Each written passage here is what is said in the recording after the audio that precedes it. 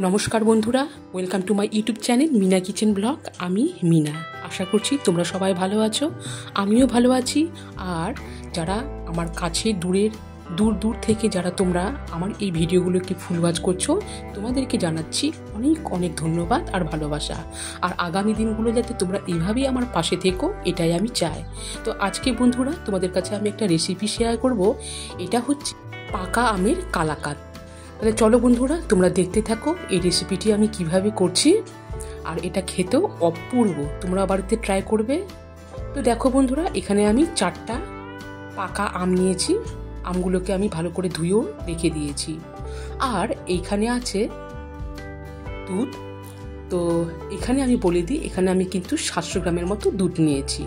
তো দেখো বন্ধুরা আমি ওভেনে কড়াই বসিয়ে দিয়েছি আর এইখানে আমি দুধ ঢেলে দিচ্ছি। আর তোমরা খেয়াল রাখবে, তোমরা যদি 1 কিলো দুধ ব্যবহার করো তাহলে দুধটা কিন্তু জাল দিতে দিতে অবশ্যই 500 গ্রাম হয়ে যাবে।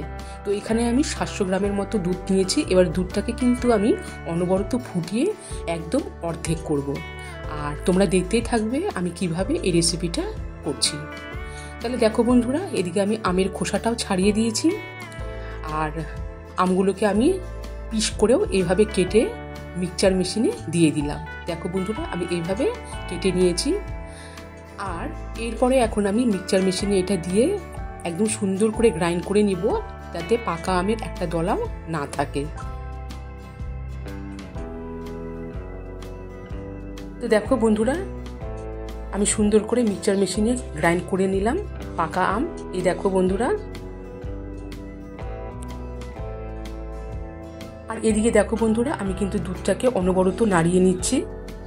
আর এইভাবেই দুধটাকে আস্তে আস্তে করে নাড়াতে হবে যাতে নিচে দুধ পুড়ে না যায়। তো দেখো বন্ধুরা, আর এদিকে দেখো বন্ধুরা সেখান থেকে গরম দুধটা আমি একটা ছোট্ট বাটির মধ্যে রেখে দিয়ে এখানে কিছুটা কেশর দিয়ে দিলাম।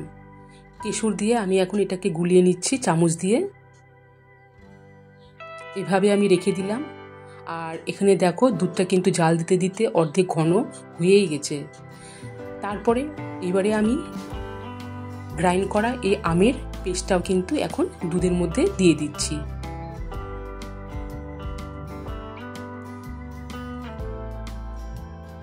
আমের পেস্টটা দিয়ে এখন আমি নাড়িয়ে নিচ্ছি।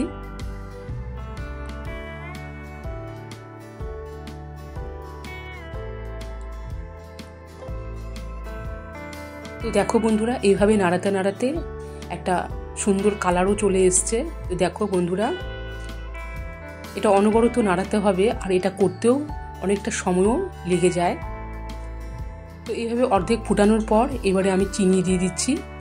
চিনির পরিমাণটা আমি এখানে এইটুকুনি দিচ্ছি। তোমরা যদি বেশি মিষ্টি পছন্দ করো তাহলে চিনির পরিমাণটা বেশি দিতে পারো। চিনি দিয়ে এরপরেও আমি নাড়িয়ে নিচ্ছি।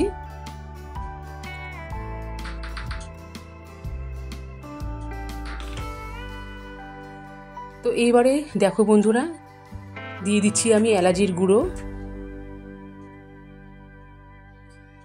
এলাচের গুঁড়ো দেওয়ার পরে আমি দিয়ে দিচ্ছি দুধে মেশানো কেশর। এটা দিয়েও এখন আমি আরও ভালো করে নাড়িয়ে নিব। তো তোমরা দেখতেই পাচ্ছ আমি অনেকক্ষণ ধরে এটাকে নাড়িয়ে এই পর্যায়ে নিয়ে এসেছি। তো দুধ আর আমের এই পেস্টটা কিন্তু অনেকটাই শুকিয়ে গেছে। তো এই দেখো বন্ধুরা এবারে কিন্তু প্রসেসিংটা একদমই রেডি।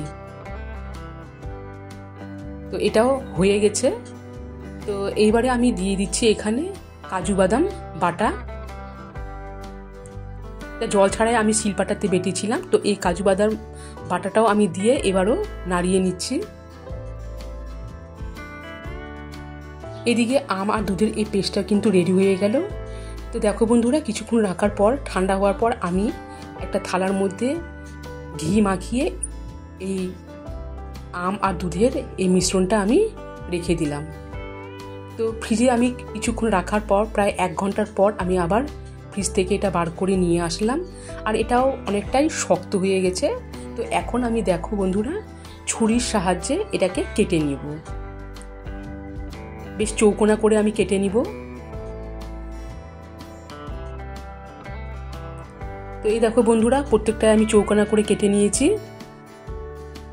আর আমের এই কালাকাঁদ এটাও এই মিষ্টি রেসিপিটাও রেডি, তোমাদের কাছে শেয়ার করলাম। আশা করছি তোমাদের সবারই ভালো লাগবে। অবশ্যই লাইক কমেন্ট শেয়ার করবে। আর যারা আমার নতুন বন্ধুরা এখনও চ্যানেলটিকে সাবস্ক্রাইব করোনি, তো প্লিজ তোমাদের কাছে একটাই অনুরোধ রইল, অবশ্যই সাবস্ক্রাইব করে দিয়ে আমার পাশে থাকবে। সবাই ভালো থেকো, সুস্থ থেকো।